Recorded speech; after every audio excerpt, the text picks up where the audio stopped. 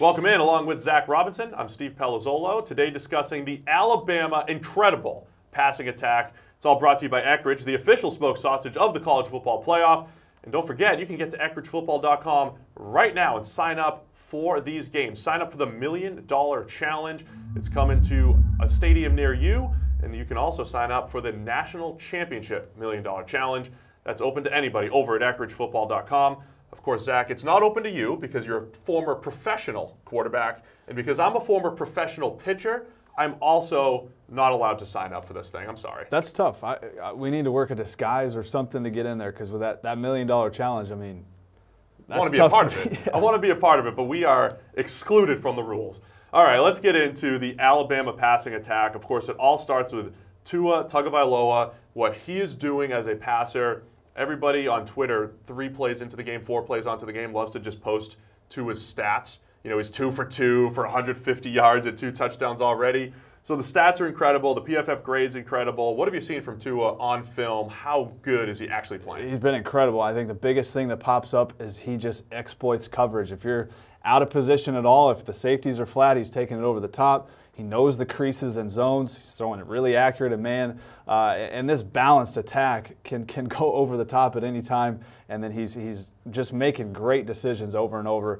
He's been incredible to watch. When you watch college football, there's not a lot of great coverage on the back end. You see a lot of just open receivers running wide open. And if you watch an Alabama game, it might feel like that's the case. But when you go to the film and you watch the anticipation that he's throwing with and some of the slot go routes that he's throwing with, how special is his ability to get the ball out early? And it's not just, hey, there's a wide open guy running deep, let me hit him.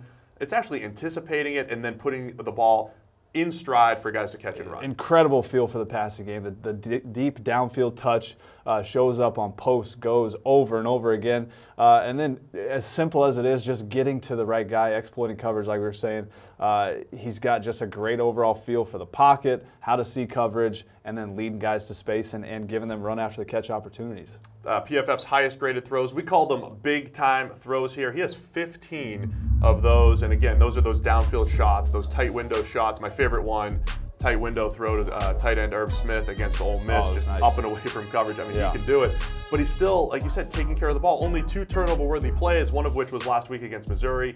Little, poor pocket presence. He was on ESPN talking about how he screwed up. He had an open receiver. But only 2 turnover-worthy plays while attacking down the field. It's tough to do. So everything's really going right at the quarterback position. So yeah, absolutely. And you just look at how this whole thing is put together. The play-action passing game, he's leading the country, 14.7 yards per attempt on play-action pass.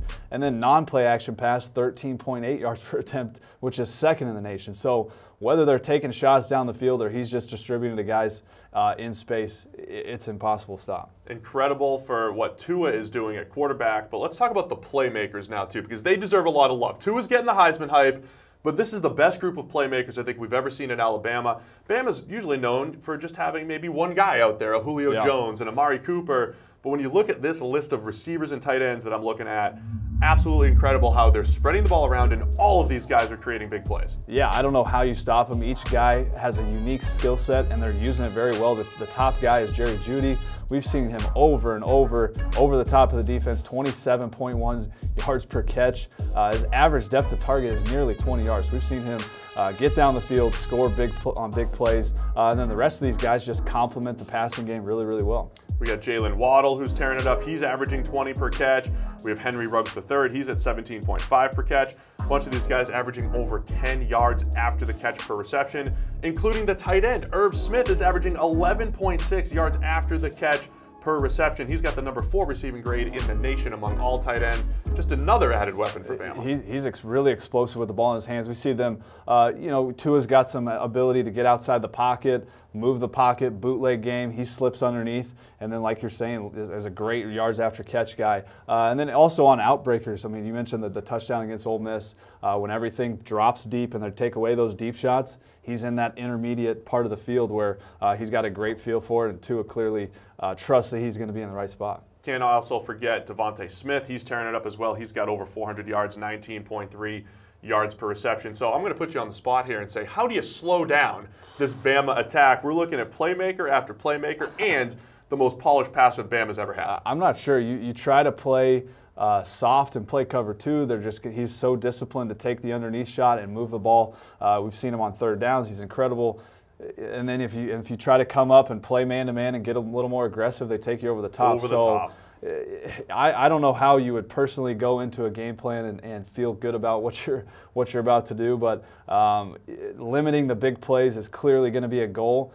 He's so good at exploiting coverage, it's obviously a lot easier said than done. Yeah, I think if you try to maybe make them put together a 10-play drive somehow with cover two and make him pick you apart and just hope that he screws up along the way. Yeah, that's really the only shot you got. So there you have it. It's the Alabama passing attack. It's more than just Tua. It's playmaker after playmaker. They're going to be very difficult to stop here in the second half of the college football season.